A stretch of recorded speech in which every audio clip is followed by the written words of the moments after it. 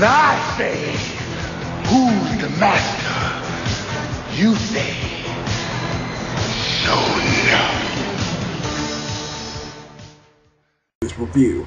I'm going to try a new process. I'm going to kind of break my reviews down. I'm going to give a quick summary of the chapter, then I'm going to give you my thoughts on the actual chapter, followed by my favorite part of the chapter, and I'm going to finish it off with my predictions for the next chapter and future chapters. To quickly summarize this chapter of Bleach 535, and it'll probably include some summary of 534. Masaki had just finished off the holified soul mod that he created, that Aizen created, and it attacked Isshin, and Masaki stepped in to help. You know, it basically barreled into her bitter, she blew its head off, and then everything was copacetic. Now, a little bit of time has passed, and Masaki is back with the Quincy's. Well, she is the Quincy's, but she's back with the Quincy family, and she ends up running away, and she ends up getting a holified hole in her chest. Now, we get to the point where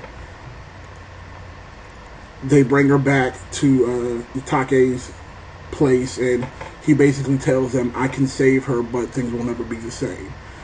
Some decisions are made, and Isshin decides that he is going to forego his Shinigami powers to save Masaki. Pretty much the end of the chapter. Now, my thoughts on the actual episode. I'm going to probably, I actually will tell you my score at the end of this video. My thoughts on the chapter. I thought this was a solid chapter. I felt like we got, even though it felt to me like it was a short chapter, I felt like we got a lot of information that had been hanging out there for a while, and we finally got it resolved. Number one, we finally figure out why Masaki is no longer a Quincy. We find out why Isshin is no longer a Shinigami. And we figure out exactly how Ichigo got his holification. Now, they didn't exactly say it in this chapter, but you can infer a lot from this chapter, and I'll explain. So, essentially, Masaki is being holified, similar to what Aizen did to the other Court Guard squad members, and almost how Ukitake did to Ichigo when, you know, what started Ichigo's process into becoming a hollow. Now, it looks like his soul is attached to Masaki, meaning that he has to stay around her for the rest of her life so that her holification is not completed, which almost basically binds them two together forever and pretty much ends any chances that she'll be with Ishida's dad, because she's no longer Quincy, so, you know, by their standards, she really doesn't have any usefulness for her. But it seems like Ishida's dad really did have feelings for Masaki, so I do think it's a little sad that, you know, he has been with her this entire time, and she ends up with Ichigo's dad. But, you know, I like Ichigo's dad anyway, Ichi. So, to me, I thought this was a solid chapter.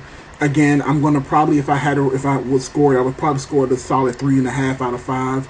I definitely like the revelations that came out. I enjoyed everything, the interactions between Ishida's dad and, you know, Ukitake just basically talking about and trying to realize what's going on with Masaki.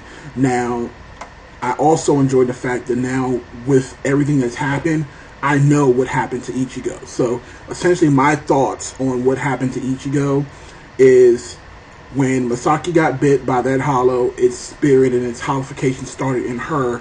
And in turn, when she gave birth to Ichigo, since she was the first, that bit of hollow went into Ichigo because it was a part of Masaki. Now, I know a lot of you wouldn't mean the two daughters would have some sort of hollow in them as well.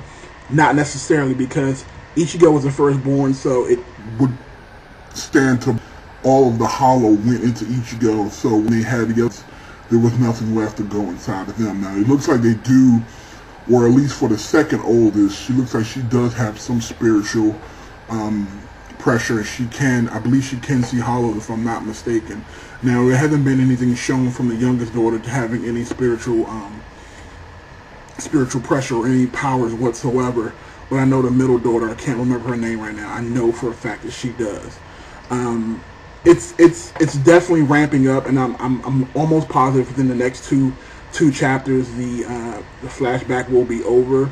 My prediction is next we're going to figure out, basically they're going to probably jump ahead a little bit after he rescues her from whatever little dark dimension there is, and then it'll probably be something along the lines of Ishida's dad will be like, she can no longer stay here, you'll have to take care of her, because essentially they're forced together now. So it's a good, so hopefully they'll probably get some sort of character development next chapter where, you know, they're trying to feel for each other. Oh, I've missed you, and oh, I missed blah, you know, that kind of crazy crap.